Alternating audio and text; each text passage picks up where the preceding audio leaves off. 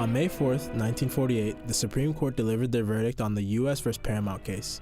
The Supreme Court affirmed the statutory ruling that declared the Big Five studios guilty of violating antitrust laws.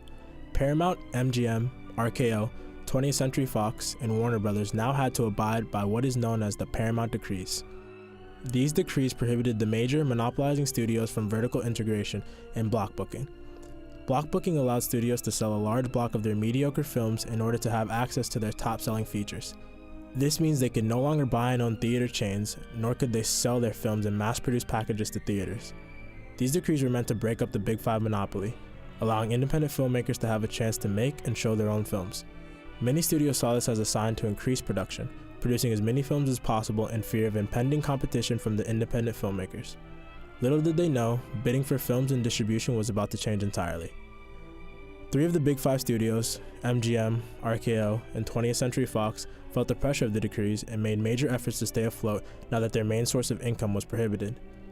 20th Century Fox, who owned 63 acres of land in Los Angeles, had to sell a large part of their studio to urban developers, as MGM refused an offer to attempt a studio merger.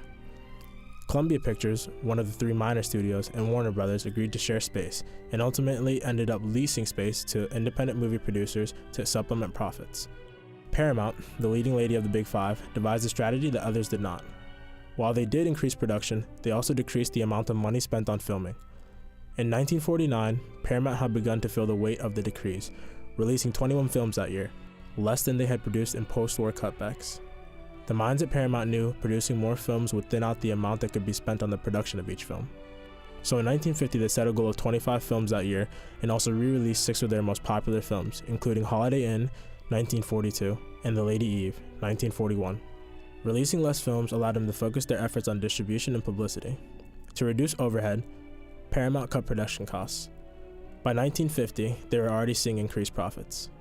In addition to film, Paramount joined the growing, highly lucrative television production market, reaffirming the phrase, "If you can't beat them, join them." As a result of Paramount's efforts, they are still running as one of the dominating production companies in film and television today.